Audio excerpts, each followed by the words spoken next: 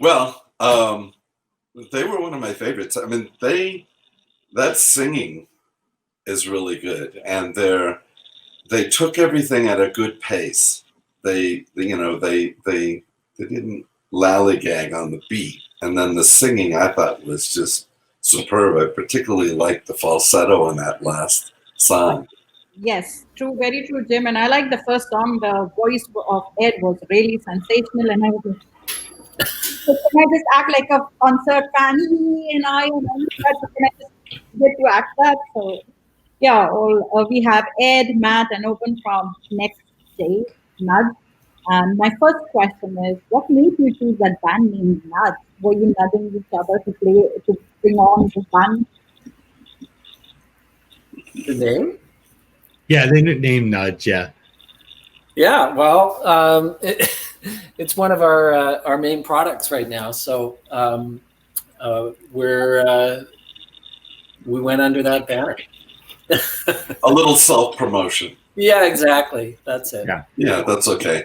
And so Ed, I'm so interested in, like, have you sung your whole life? Like, when you were in junior high, were you in the junior high plays and the musicals and all that No, stuff? not in the high school plays, but yeah, when I was a little kid, I was in the choir, and then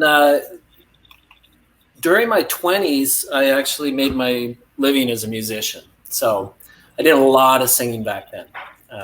Yeah. Professionally? Yeah. Yeah, nice. I did that. Went back to school at about 25 and got my degree then. And then I've been, it was a kind of a natural transition to music because music and computers at that time was really coming together. So made a career decision to do more of the actual computers rather than the computer music.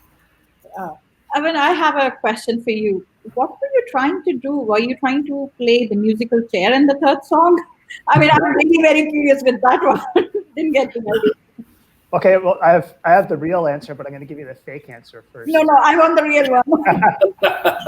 Well, we play musical chairs in our office all day long. We're called Nudge, so you have to nudge someone out of the chair to get your cubicle.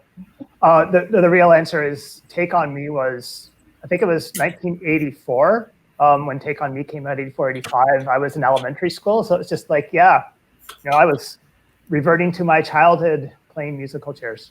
I wish you could give some more expression because I was like, are you really falling off the chair? So Owen and Matt, how did you hook up with Ed? Go ahead. I mean, we smell them every day, or at least we did when we were in the office. Sorry, Ed. It's okay. So we've all worked together for a long time. We've all been long-term employees in NexJ, and so until middle of pandemic, we don't see each other now, but we How did you discover each other's musical acumen?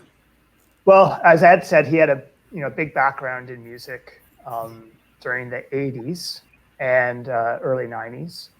And my first degree was music, so I did music until I was a failed musician, and then, as Ed had said, it's a very similar path. Went back to school and studied development because you had a lot of fun recording using computers, especially in those early days when things didn't work as easily as they do now. And then I'll let Matt answer for himself.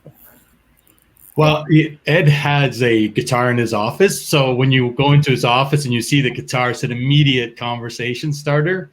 And so I went in there and I said, "Hey, Ed, I dabble with music and play keyboards." And Ed's kind of going like, "Yeah, another one. Why do I do?" Sort of lets me have a little talk about music for a second, and it's kind of going, "Yeah, okay, thanks." But that was really having his guitar in his office was kind of like definitely the conversation starter. So I think over the years, more and more people started having instruments in their office, and I think it's getting back to the original Ed having it there. So and Matt has all the best gear. He's got all the good vintage stuff. I've gone more virtual and got rid of a lot of my old pedals and stuff like that. And Matt's gone the other way. He's got collections of cables and old. vintage synths. Who actually put together and did all the editing and piecing together of the videos themselves? Yeah, that was Michael. I thought he was going to be on the call today. You saw him in the videos with the drums in Take On Me. That's him. He's a very good drummer. And he does the video editing as well. And you saw his face in the answer part of Take On Me, where he's sitting at his computer and he goes, "Take on me," like that. So, yeah. Ed, I have a question. Way back then, you chose computer over music. Any plans to choose music over computer in coming times? Sorry.